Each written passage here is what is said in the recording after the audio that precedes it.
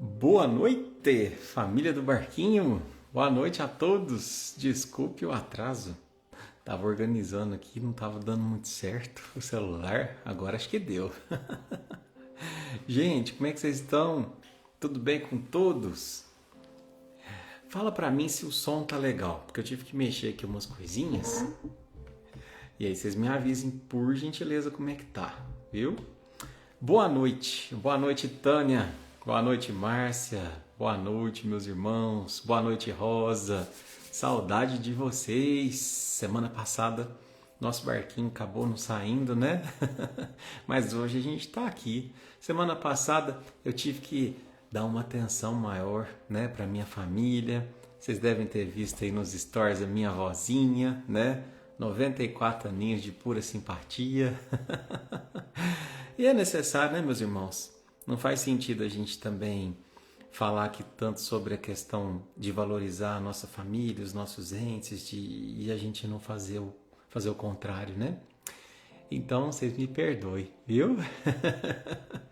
Mas boa noite. Eu fiquei com saudade da família do Barquinho, viu? Boa noite, Andréia, Dete, Carol, Maritza, Rita, Ana. Boa noite, Márcia, Lucimara, Elisandra. Boa noite, Thaís, Kel. Um beijo, Aline, Tânia, Gustavo. Boa noite, Karine, Rodolfo, Fabrícia. Boa noite, Rafael. Boa noite, Denise, Dulce. Boa noite, Roberta, Caiane. Boa noite, Bertone. Que bom, queridos. Família do Barquinho reunida. Obrigado pela presença de vocês, pela compreensão de vocês, viu? E a gente aqui tá junto, né? Junto para mais um aprendizado, para mais uma reflexão. Sintam-se abraçados, sintam-se amados e visitados por Jesus a partir de agora, né? Porque esse vai ser sempre a pretensão da nossa live. Através dela, fazer com que você possa abrir a porta para alguém que sempre está aí, né? É apenas a gente às vezes se esquece e tranca essa porta, né? Mas é isso aí. Dizer também um carinho especial para o pessoal de Barretos. Estive aí na quarta-feira passada fazendo palestra. Foi muito especial, uma noite de muita luz, de muita espiritualidade. Foi maravilhoso, viu? E os outros pessoal que está me convidando para as palestras, vocês me perdoem, pessoal. Esse ano eu acabei não assumindo novos compromissos, né? Essa palestra de Barretos estava agendada há mais de 2 anos. Então, vocês me perdoem, viu? Mas, quem sabe o ano que vem a gente retorna, né? São muitos compromissos, né? Mas pelo menos tem o barquinho aqui para a gente se encontrar toda terça-feira. Graças a Deus. Queridos, chega de falatório. Vamos lá? Vamos caminhar juntos, que a viagem de hoje é maravilhosa. Viajar para dentro com Jesus é sempre lindo, né? Então, vamos lá. Vamos preparar aí o nosso coração. Vocês já prepararam a aguinha de vocês aí? Eu já preparei a minha aqui. Então, bora lá, né, meus irmãos? Bora lá poder nos concentrar, nos conectar.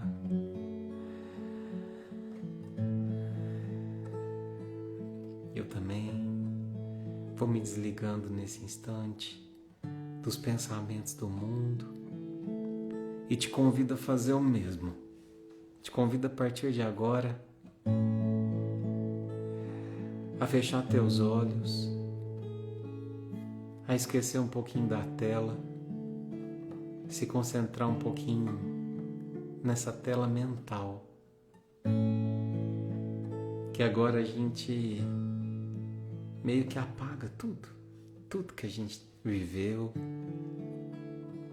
todos os problemas, as situações do mundo, a gente deixa um pouquinho de lado para que a gente possa estar ao inteiro dispor de Jesus, da espiritualidade amiga que nos acolhe, que nos abraça nesse instante, que nos visita.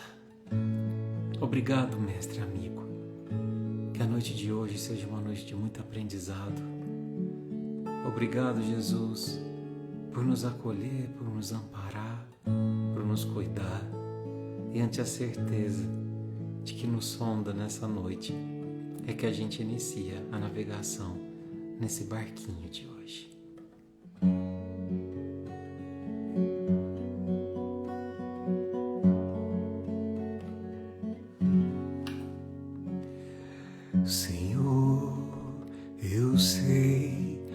tu me sondas,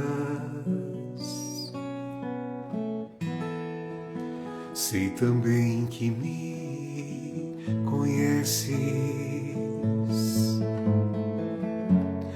Se me assento ou me levanto, conhece meus pensamentos.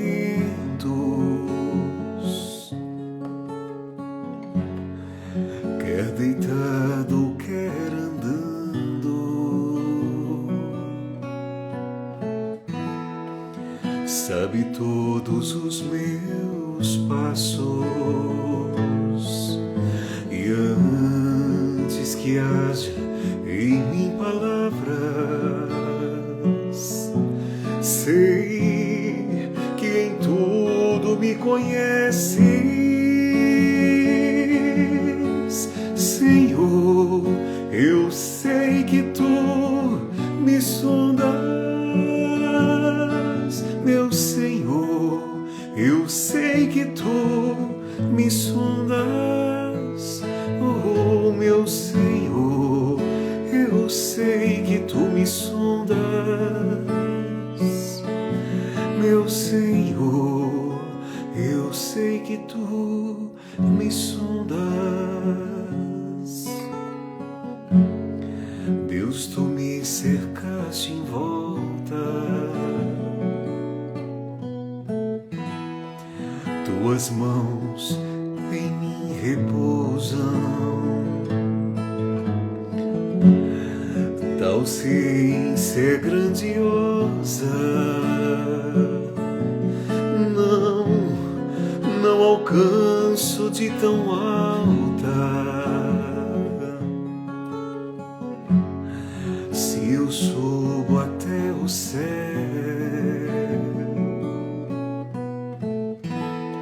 sei que ali também te encontro. Se no abismo está minha alma, sei que ali também me amas, Senhor. Eu sei que tu me amas, meu Senhor. Eu sei que tu me amas, oh meu Senhor. Eu sei que tu me amas, meu Senhor. Eu sei que tu me amas.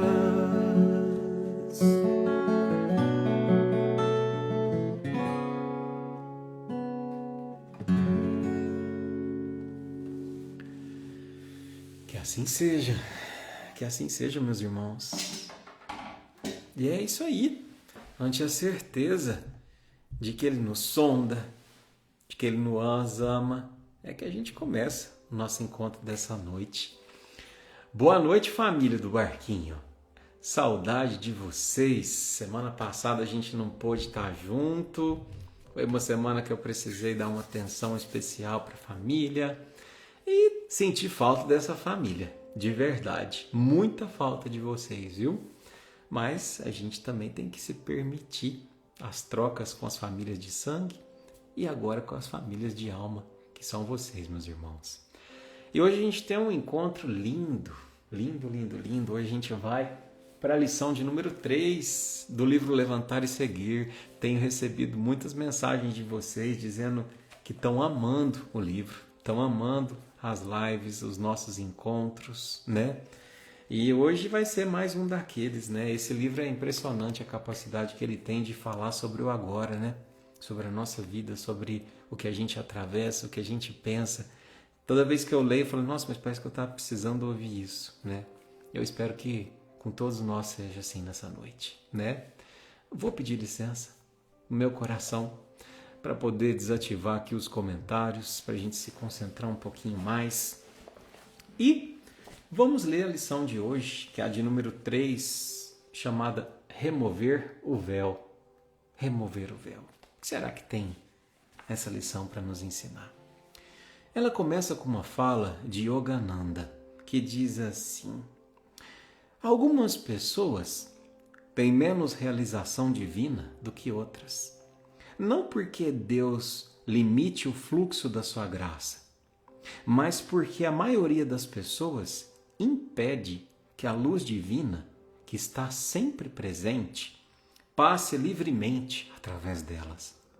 Ao remover o véu escuro do egotismo, todos os filhos de Deus podem refletir igualmente os seus raios de onisciência. Yogananda. E o comentário do Deluca é curtinho, mas muito profundo. Diz assim: a luz divina precisa encontrar a alma de portas abertas para fazer claridade em nosso caminho. O egoísmo deixa as nossas portas trancadas. A caridade destranca. A mágoa adoece a nossa vida. O perdão cura. A ingratidão fecha os nossos caminhos. A gratidão abre estradas. O orgulho gera conflitos. A humildade traz a paz.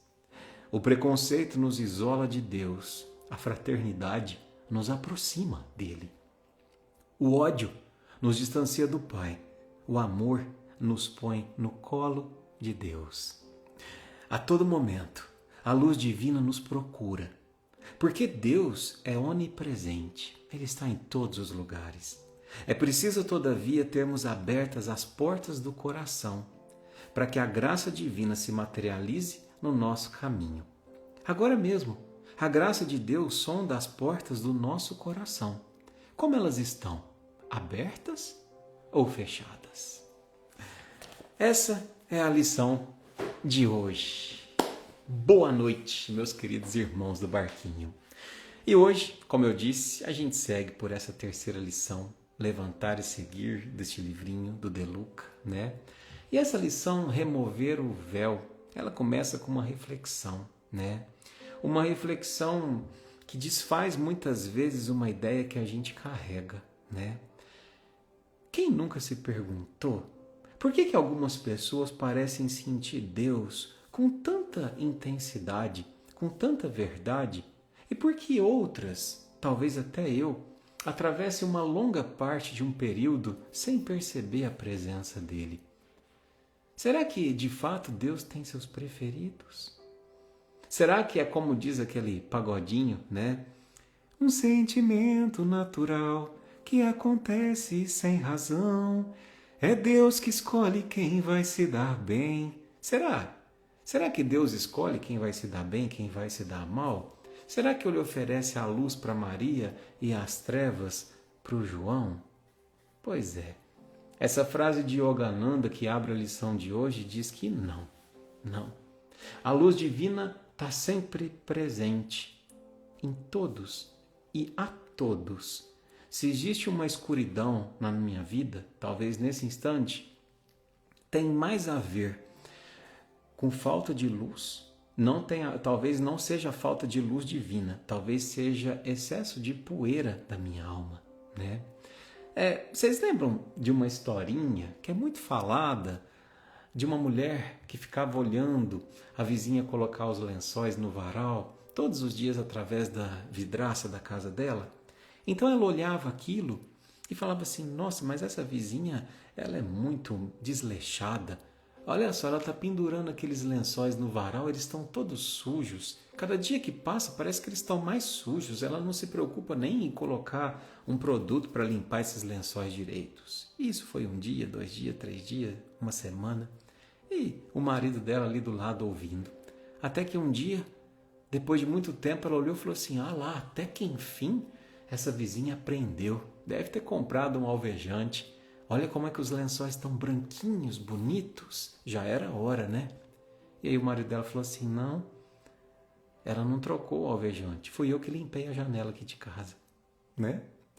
Então, percebe? Assim somos nós.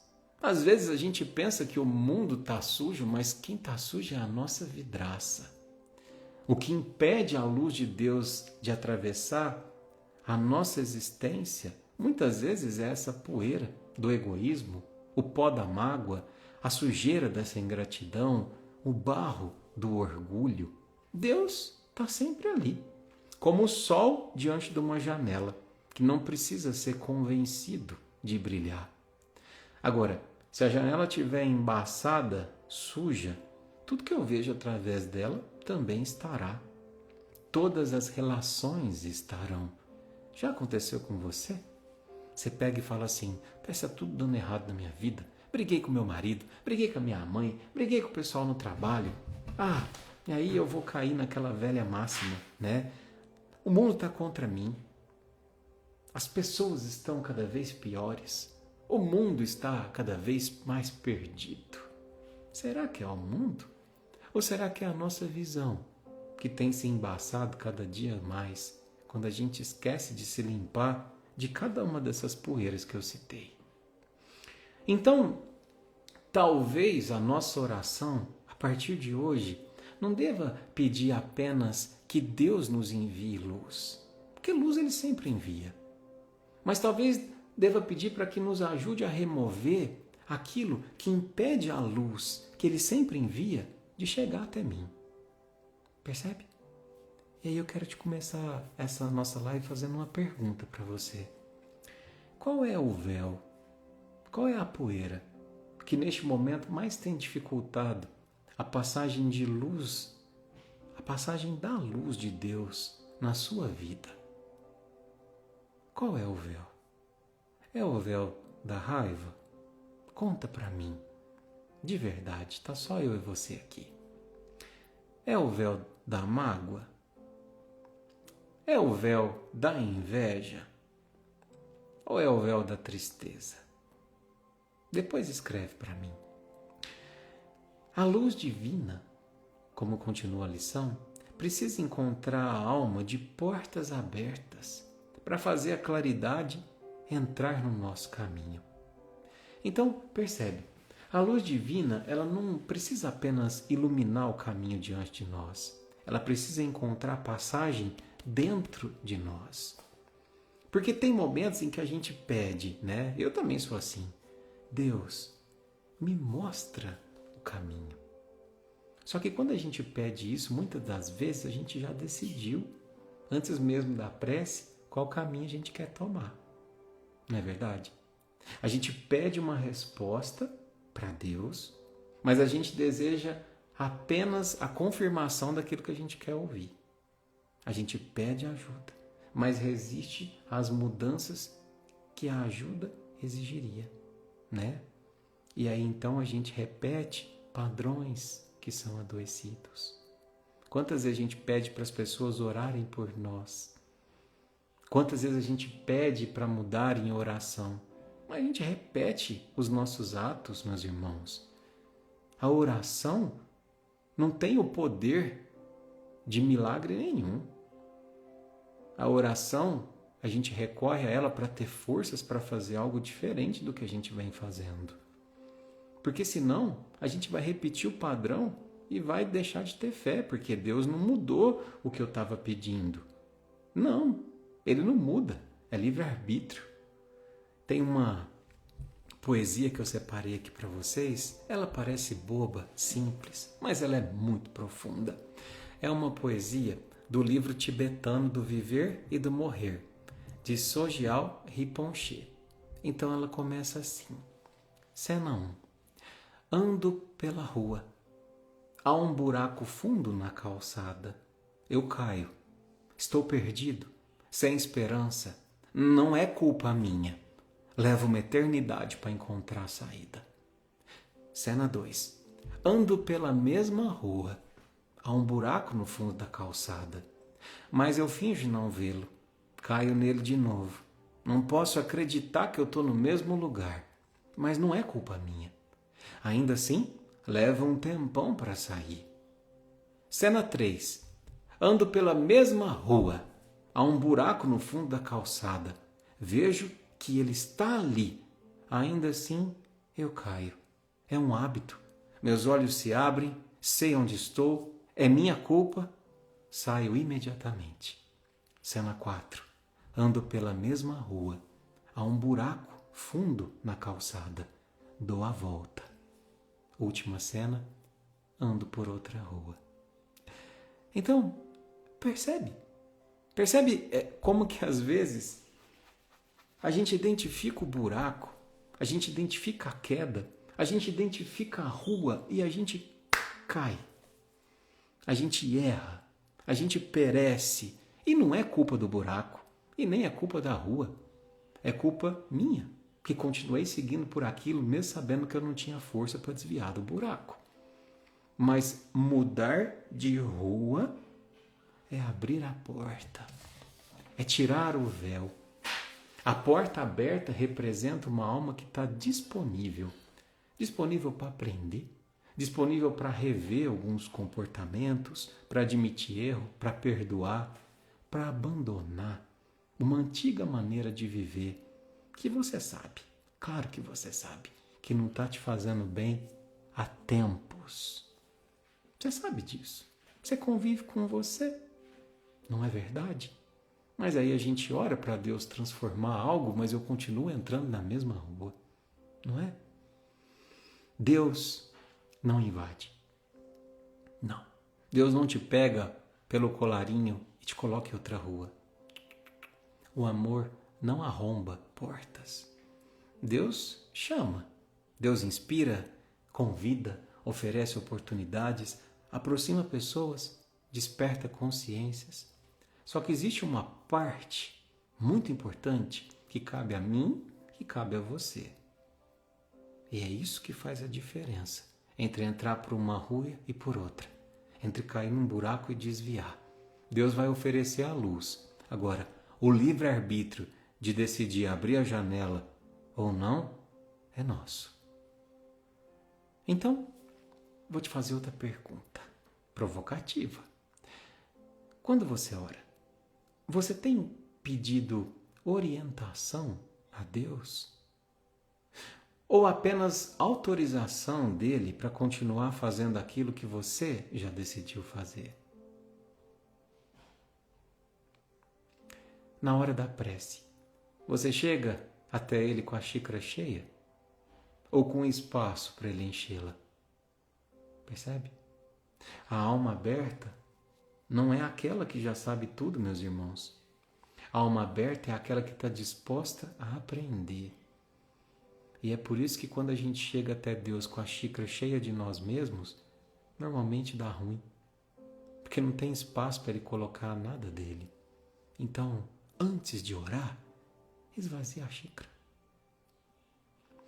O egoísmo deixa as nossas portas trancadas. A caridade destranca. Olha que bonito isso. O egoísmo fecha a consciência dentro de um único mundo. É o meu desejo, é a minha dor, é a minha necessidade, é a minha opinião, é o meu tempo, é o meu dinheiro. Meu. A pessoa egoísta não necessariamente é aquela que não oferece nada materialmente. Às vezes a gente pode até dar dinheiro, mas continuar emocionalmente egoísta. Às vezes a gente pode até ajudar alguém, mas no fundo é só para ser admirado. A caridade de verdade mesmo, ela começa quando a gente consegue reconhecer que o outro também possui as dores dele. Caridade é intenção, para muito além de gesto. Caridade não é só dar coisas. Caridade é atenção. Caridade é escuta, é respeito, paciência, presença. Caridade às vezes dá uma segunda oportunidade para alguém que te ofendeu, porque você entende que aquela pessoa não estava num dia bom. E às vezes também é oferecer um limite verdadeiro, sem humilhação, sem vingança. Olha, você pode ir até aqui. A partir dali você me machucou, me magoou. Então, para que a gente possa continuar convivendo com harmonia, eu te peço, não faça isso de novo. Isso também é caridade. O egoísmo, ele sempre vai perguntar assim, quando a gente quiser saber, o que eu vou receber em troca de fazer isso? Ele sempre pergunta. Agora a caridade, ela vai perguntar assim, o que eu posso oferecer sem me destruir e sem ferir o outro? Percebe que são duas perguntas?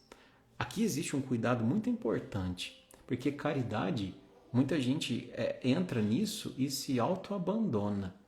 Caridade não é a gente suportar abuso, não, meus irmãos. A verdadeira caridade, ela não destrói aquele que oferece e nem diminui aquele que recebe. Porque não adianta nada eu ir lá, dar tudo de mim e eu saio de lá um bagaço emocional. Conviver com uma pessoa que me ofende, que me xinga, que me machuca, que me magoa. Ah, mas é porque eu tenho que amar, eu tenho que ser caridoso. Não. Você tem que se cuidar. Você tem que se olhar também. Ter caridade para consigo mesmo também. Lembra? A verdadeira caridade não destrói nem quem oferece e nem diminui quem recebe. E aí a gente está cheio de perguntinha hoje para a gente ir refletindo durante as provocações. Pensando na sua vida, vou te fazer a terceira pergunta de hoje. Em qual relação que você vive hoje que você sente que está mais preocupado em vencer do que em compreender? Percebe? Isso acontece nas relações. Às vezes a gente entra em disputas com os nossos cônjuges, com os nossos pais, com os nossos irmãos, com os nossos amigos, muito mais para vencer do que compreender. Às vezes a gente entra naquela atmosfera de disputa e aí fica difícil mesmo ter um olhar cristão, resignado, sereno. Peraí, de repente eu estou me tornando alguém igual essa pessoa que está me atacando. Deixa eu compreender, deixa eu olhar de cima, deixa eu sair de mim. Percebe? Quando fala isso, quanto que é profundo?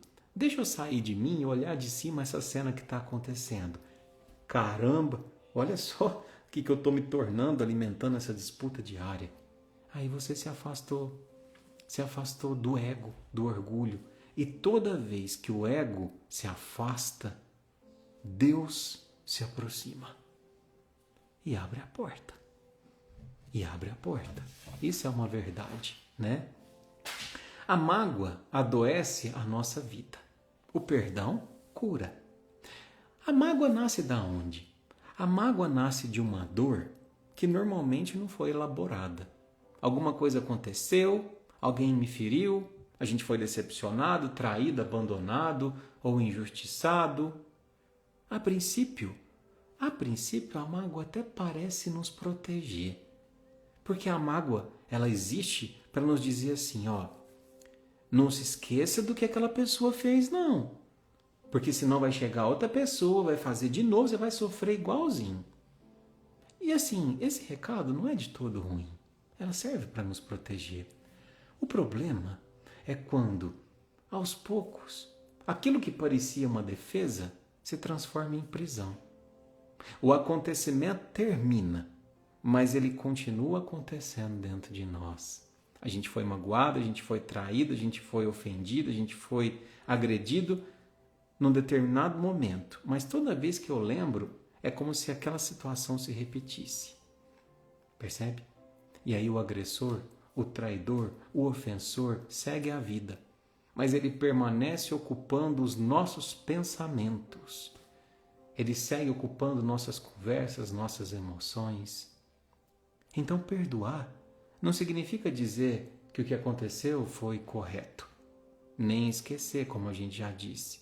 Não significa voltar a conviver também com quem te machucou. Perdoar é a gente retirar das mãos de quem nos feriu o poder de continuar determinando o meu estado interior. Porque percebe o poder que a gente dá para quem nos machuca, para quem nos ofende? Todas as vezes que a gente se lembra do que ele fez, eu pego a chave do meu estado emocional, entrego para ele e falo assim, faz o que você quiser de mim. E poxa vida, essa pessoa já nos machucou tanto. Será que ela merece a chave do nosso eu emocional? Então o perdão cura, meus irmãos, porque ele interrompe a repetição dessa ofensa dentro de nós. Interrompe da gente ficar revivendo aquela cena, interrompe da gente ficar ouvindo aquela voz, sentindo aquela dor. Só que perdão é processo. É processo. Tem pessoas que tentam perdoar depressa demais apenas para não entrar em contato com a própria ferida. Não é verdade? Diz assim, não tem mais mágoa não, eu já perdoei. E espiritualidade não deve ser usada para silenciar a dor. Tem gente que fala assim, não, é porque Deus fala que tem que se perdoar. Eu já perdoei, mas por dentro está remoendo. Esconde de si que aquilo ainda dói. Por isso que, assim, com todo respeito, eu acho muito bonito. Dentro do Espiritismo não existia a palavra pecado, sabe? Porque, poxa vida, é pecado sentir raiva? É pecado sentir mágoa? Poxa, não é pecado. É humano. É humano, né? Por isso que muitas vezes, ao invés de calar o que eu sinto, eu preciso acolher. Eu preciso compreender, tratar aquilo que aconteceu. E o perdão, meus irmãos, ele nunca vai negar uma ferida. Ele vai impedir que a ferida se transforme numa identidade. Porque esse é o pior perigo da mágoa. Às vezes alguém me faz mal, uma pessoa que foi abusada, uma pessoa que foi traída, uma pessoa que foi agredida. O maior perigo é ela se definir a partir daquele momento como a abusada, a traída, a agredida. Não. Você pode até ser alguém que passou por esse episódio, mas ele não te define. Você é muito mais do que isso. Muito mais do que isso, né? Continuando. A ingratidão fecha os nossos caminhos. A gratidão abre as nossas estradas. Olha que bonito. Você é grato? Você agradeceu pela tua vida hoje? Você teve um movimento de gratidão no dia de hoje? Ah, Eduardo, mas é porque o dia de hoje foi muito difícil. Muito difícil mesmo. Eu nem sei porque eu estou aqui na live, é porque eu nem queria estar aqui. Bom, gratidão, para começar, não é a gente negar a dificuldade. Não é repetir que tá tudo lindo, maravilhoso, a vida é bela. Não, isso aí é viver na ilusão. Nem sempre a vida é bela. Nem todos os dias são de primavera. Mas é a gente entender que o nosso olhar precisa ser ampliado para além do sofrimento. Nem todo dia também é de inverno, não é verdade? É perceber muitas vezes que, embora alguma coisa esteja faltando, nem tudo me foi retirado, né? Quando a gente se torna ingrato, é como se a gente estreitasse a nossa visão. E aí, tendo essa visão estreita, ele faz com que a ausência de alguma coisa apague a presença de todas as outras. Por exemplo, vamos imaginar que a senhora, com seus 70 e poucos anos, foi no salão de beleza e aí, de repente, a senhora que está acostumada a pintar o cabelo de castanho escuro, por um descuido da cabeleireira, ela pintou de ruivo. E aí a senhora ficou muito brava, porque não dava tempo de mudar o cabelo e saiu com o cabelo ruivo, ficou com vergonha. Aí a senhora foi no mercado e quando foi entrar no carro da senhora, tinham batido e ido embora, deixando um amassado na porta. Aí a senhora chegou em casa, abriu a porta, pisou no chão, estava encharcado, porque esqueceram a torneira do filtro aberta e vazou água na cozinha toda. E realmente, não dá para falar assim, obrigado Deus por esse dia lindo. Me pintaram o cabelo de vermelho, estou parecendo um pica-pau, né? Me encharcaram aqui a água inteirinha, meu carro está batido. Não é essa positividade tóxica, né? Tudo bem, você não teve um dia de sorte. E assim acontece na minha vida, na sua vida. Mas você continua tendo coisas que valem muito mais que um dia de sorte, né? Você tem cabelo para pintar. Você tem dinheiro para pagar o salão, para ir no mercado. Você tem um carro próprio. Você tem uma casa. Você tem água potável saindo pelo filtro. Percebe? Percebe? Que a gratidão ela não muda magicamente os acontecimentos, mas ela muda a maneira como a gente se posiciona diante deles. Impede que a gente adentre naquela nuvem de ó céus, ó vida, ó azar, ó tudo. Não.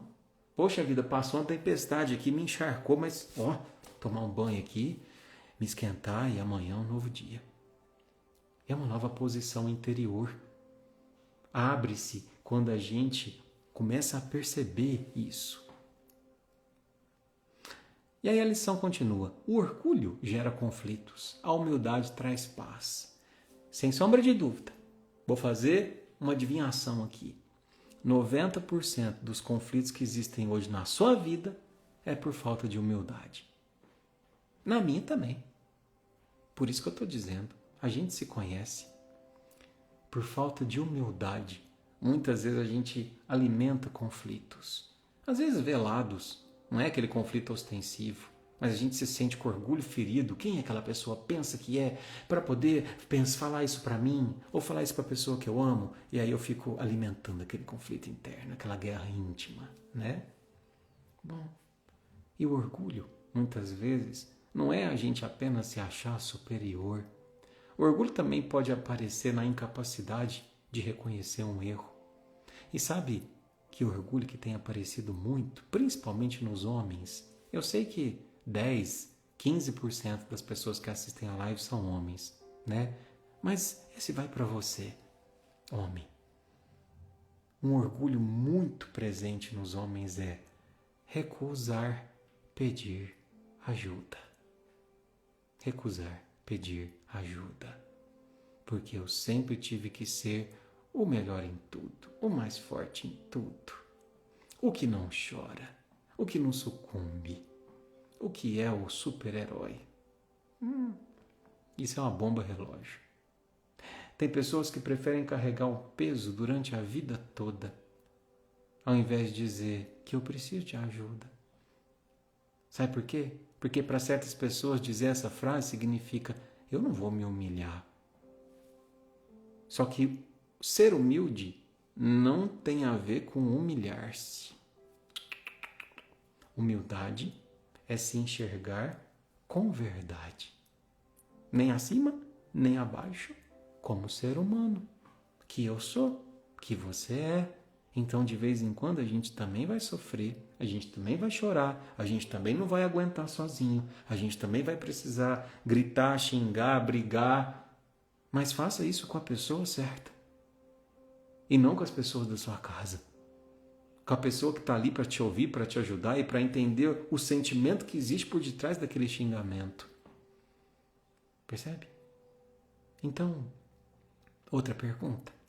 Que bênção presente você deixou de enxergar na tua vida hoje, porque você está concentrado apenas naquilo que está faltando. Lembra, a gratidão abre os olhos e a humildade abre o nosso coração. Seja grato, seja grato. O preconceito nos isola de Deus, a fraternidade nos aproxima dele. Nossa, preconceito. Essa palavra é tão falada, mas está tão difícil fazê-la valer, não é verdade? O preconceito nasce quando a gente deixa de encontrar uma pessoa e passa a enxergar apenas um rótulo. A cor, a condição social, a orientação afetiva, a aparência, a posição política, a religião. Poxa vida, como é difícil o preconceito religioso. Hoje mesmo eu estava vendo uma publicação, de uma pessoa muito influente falando mal da doutrina espírita, dizendo que no espiritismo quem vai lá é coisa do diabo, que o diabo também cura e que um católico nunca deveria pisar no centro espírita. Poxa vida, que situação lamentável, sem necessidade. E às vezes eu fico me perguntando se às vezes antes de ter uma conversa dessa, a gente consulta, será que Deus falaria isso? Aliás, será que Jesus falaria isso? Será que Jesus teria este preconceito de dizer não vá na casa de fulano, na casa de ciclano, ainda que quando você vá lá você faz bem, você ajuda as pessoas, você sai de lá melhor, porque lá está o diabo. Poxa vida, que coisa dolorosa de ouvir, não é verdade? Então, tome muito cuidado, meus irmãos. Eu não estou maldizendo religião. Tem coisas lindas no catolicismo. Tem coisas lindas no protestantismo, tem coisas lindas no espiritismo, mas também tem pessoas que são profundamente adoecidas pelo poder, profundamente adoecidas por seus interesses. Então, na dúvida, passa o filtro do Cristo. Sempre se pergunta assim, quando você vê uma fala dessa: católico nunca deveria entrar no centro espírita, mesmo que ele se cure ali dentro, porque o diabo também cura. Imagina se Jesus falaria isso. Imagina eu, espírita, faz 6 anos que toda terça-feira, faça chuva, faça sol, eu estou aqui, buscando levar uma palavrinha de Jesus para vocês. Eu me pareço com o diabo? Poxa vida, eu posso não ser perfeito, mas a última das minhas intenções aqui é prejudicar vocês. E eu acho que a gente tem que começar a ter esse crivo, sabe? Ao invés de passar pano, a gente tem que olhar para isso com um pouco mais de criticidade, para que essas pessoas que têm essas falas também cresçam, aprendam. Poxa vida, você está ocupando um lugar de destaque, você não pode ter essa fala preconceituosa. Porque Jesus está em todos os lugares, não está só no centro espírita, nem na igreja católica. Imagina que pai seria esse, não é verdade? Então, este ódio incitado, camuflado, ele nos afasta do Pai. Agora, o amor não. O amor, ele nos põe no colo de Deus. O ódio estreita a nossa consciência. Porque toda vez que a gente odeia, sabe o que acontece, meus irmãos? A gente passa a enxergar o mundo pelo buraquinho da nossa ferida. Sabe como é que chama isso? Projeção. A gente não enxerga mais a pessoa. A gente enxerga o inimigo. E quando a gente enxerga um inimigo no nosso irmão, é muito perigoso. Porque inimigo é uma palavra muito forte. A gente aprendeu desde criancinha que o inimigo tem que ser destruído. Por isso que a gente vê tantos crimes envolvendo intolerância sexual, intolerância religiosa. Percebe? Porque a gente projeta as nossas dores através das nossas feridas. Agora o amor não. O amor nos coloca no colo de Deus. Por quê? Porque ele nos torna próximos dele. Ele nos aproxima de Deus, não porque a gente se torna perfeito, mas porque faz ter a mesma vibração do Pai. Agora, amar não significa aprovar tudo. Não é porque Deus ama, Jesus ama, que ele era conivente com tudo. Ele acolhia, mas também nunca deixava de dizer a necessidade de transformação. Lembra do vá e não peques mais? Então por que a gente precisa aprender a amar, Eduardo? Por que eu tenho que amar um inimigo? Por que eu tenho que amar alguém que errou comigo? Porque amar é a gente não permitir que o erro do outro desperte em nós um erro ainda maior. E eu vou te dizer uma coisa. Não tem uma resposta melhor para um criminoso ou para um ofensor do que você se tornar diferente dele. Diferente dele. Essa vai ser sempre a melhor resposta. Não entrar naquela vibração. Então, se hoje você sente no seu coração que existe alguém na sua vida que você não consegue mais enxergar como pessoa, mas toda vez que você pensa nessa pessoa, você mentaliza um adversário, você coloca um rótulo, você tem uma raiva. Repense sobre isso, irmão, irmã. Toda vez que a gente devolve humanidade a alguém e olha para aquilo e fala assim, quer saber de uma coisa? É um irmão em crescimento. Vou me distanciar sim por segurança, mas a partir de hoje eu vou escolher não gastar mais tanta energia entrando na vibração que este irmão me fez viver, me colocou. Olha o que eu estou permitindo que ele faça comigo. E aí a gente remove esse véu da mágoa e passa a ver um mundo muito mais limpo, porque o nosso olhar se limpa. A todo momento, A luz divina nos procura, porque a luz de Deus é onipresente. Sabe o que é isso? Que está em todo lugar. Sabe o que é isso? Isso é dizer que Deus não começa a nos amar quando a gente ora. Não se aproxima apenas quando a gente está no templo. E não desaparece quando a gente erra. A presença de Deus não é intermitente. Hoje ele está, amanhã ele não está. Hoje eu fui bonzinho, ele está. Amanhã eu fui malzinho, ele foi embora. Não. Somos nós que oscilamos na percepção dessa presença. Eu e você. Tem dia que a gente sente Deus. E tem dia que a gente não sente nada. Hoje eu acordei, eu não estava bem. Estava distante de Deus. Aí aconteceu uma coisa que eu já ia escrever uma mensagem, a hora que eu ia apertar, que ia causar um problema, eu falei, opa, você já orou hoje? Não. Então não aperta o enviar, não. Porque você não está na sua melhor posição para mandar essa mensagem. Graças a Deus que eu não mandei. Busquei me aproximar, me humildar, entender que eu não estava na minha melhor versão. E aí sim, depois de aproximado, eu percebi que não tinha necessidade. E deixei passar uma pendência que ia me atrapalhar, inclusive, na montagem do dia de hoje. Então, esses pensamentos que são soprados muitas vezes ou cultivados por nós não podem encontrar um coração desprotegido, um pensamento vulnerável, entregue a qualquer tipo de influência, de fala, de destemperança que a gente cultiva.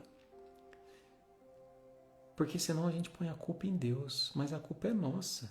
Mas é Deus que não estava perto de mim. Essa ausência de sensação que a gente tem às vezes não significa ausência de Deus. Às vezes significa ausência de conexão para sentir Ele.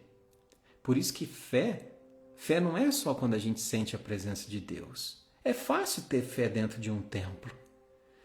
Fé é a gente confiar nessa presença que ela também se faz quando a gente não consegue senti-la. Como, por exemplo, num dia nublado. A gente não vê o sol, mas a gente sabe que está lá, não é? E aí a lição afirma: é preciso, todavia, termos portas abertas do coração para que a graça divina se materialize em nosso caminho.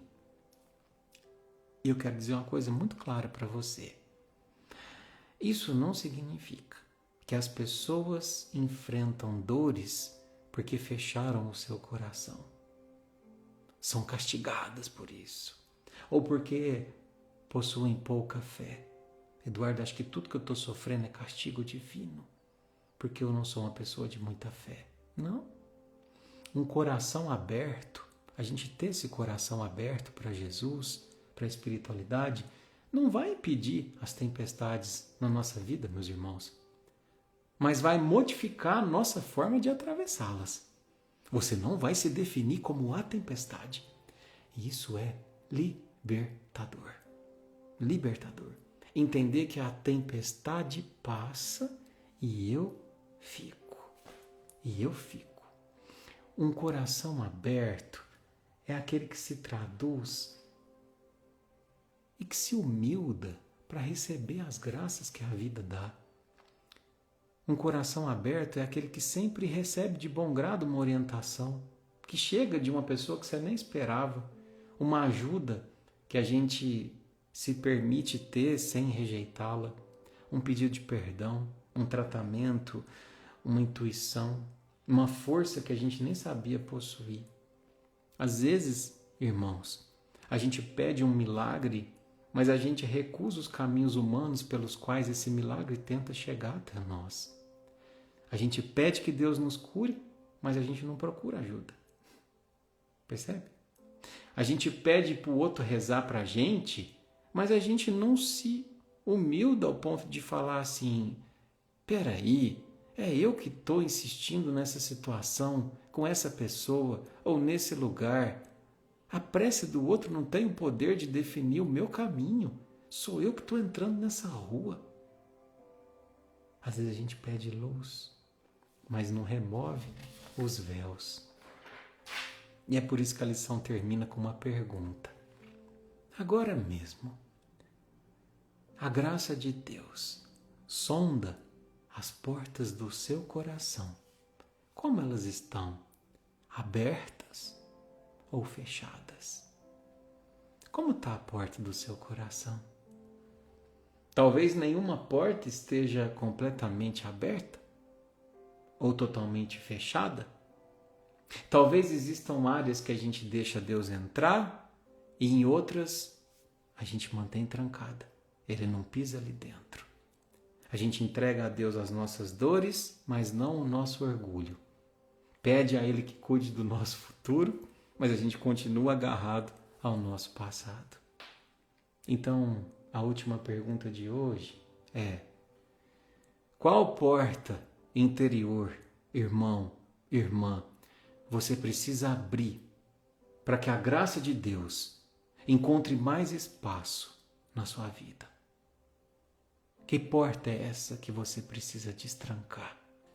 Porque Deus não está distante, nunca esteve. Ele não está distante esperando que a gente chegue até Ele. Ele está ali na porta, esperando que a gente retire aquilo que nos impede de abri-la. Então, para a gente encerrar nosso encontro de hoje, eu quero te dar uma lição de casa. Chamei essa lição de tirando o véu, ou limpando a janela, como você preferir. Hoje é terça-feira. Durante essa semana, até a próxima terça-feira, a gente vai fazer uma lição de casa juntos, certo?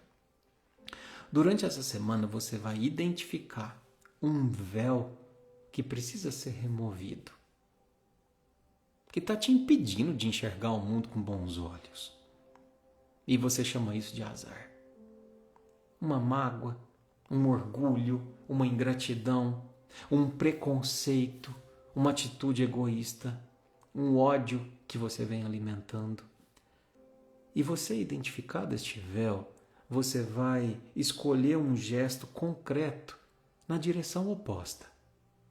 Por exemplo, se você identificou que o seu véu é a mágoa, comece a trabalhar o perdão.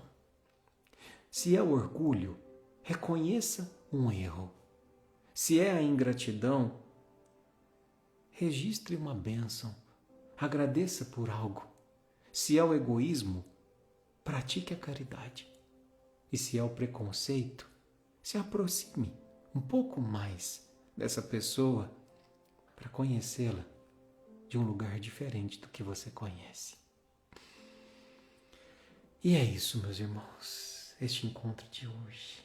Eu espero que a gente tenha sabedoria para poder descortinar a nossa visão, o nosso ser, tirando este véu de orgulho, de vaidade, de egoísmo, que muitas vezes nos impede de ver a beleza da vida, a graça dos dias e dos momentos felizes, que não é que não existam, às vezes existem em abundância, mas a nossa janela está tão suja que a gente não tem percebido. Então, esse é o convite. Obrigado pela sua companhia nessa noite de hoje. Então eu gostaria de encerrar a nossa noite de hoje com uma simples canção, para que a gente possa sair dessa live refletindo e predisposto a nos transformar um pouquinho mais, tá bom?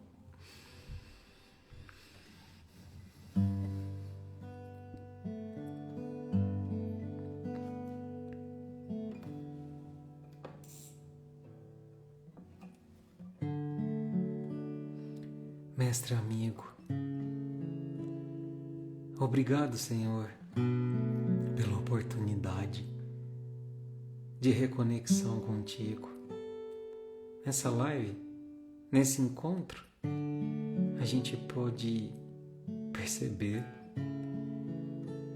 que muitas das vezes é só preciso descortinar a nossa visão, limpar a nossa janela ou mudar de rua. Nos dê força, Jesus, para a boa escolha. Nos dê força, Jesus, para a atitude, seja ela buscar ajuda, seja ela mudar um pensamento, uma conduta, seja ela ter a coragem de me escolher antes de escolher o outro. Que a nossa noite seja de luz, de paz e de refazimento. Obrigado, Senhor. Como alguém que encontrasse a luz, depois de andar e andar procurando o caminho. Como alguém que enfim já soubesse ouvir respostas que trazem consolo, sentido ao destino. Eu encontrei tuas páginas e sequei minhas lágrimas, percebi que a dor da semente é o parto da vida.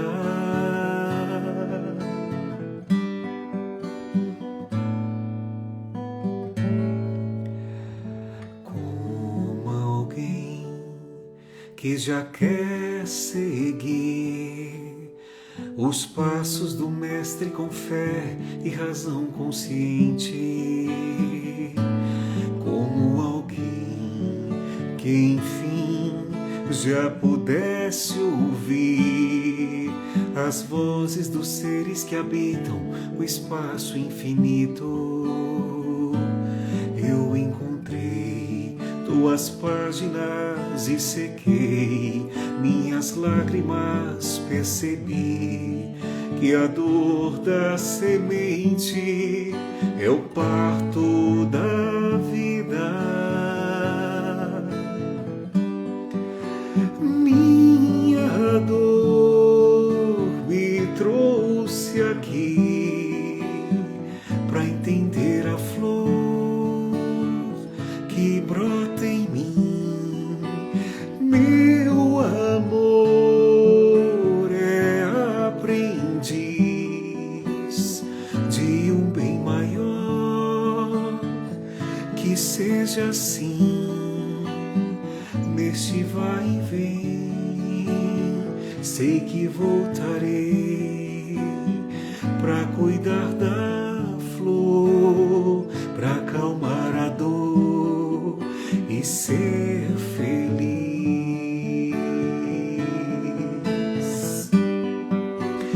Minha dor me trouxe aqui pra entender a flor que brota em mim. Meu amor é aprendiz de um bem maior. Que seja assim neste vai e vem. Sei que voltarei pra cuidar da flor, pra acalmar a dor e ser feliz.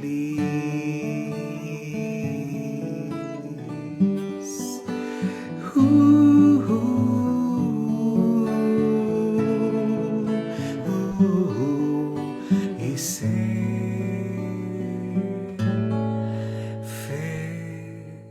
feliz. Beijo. Fica com Deus. E até semana que vem. Nome da música? Aprendiz. É o que somos. Eu e você. Tchau, tchau.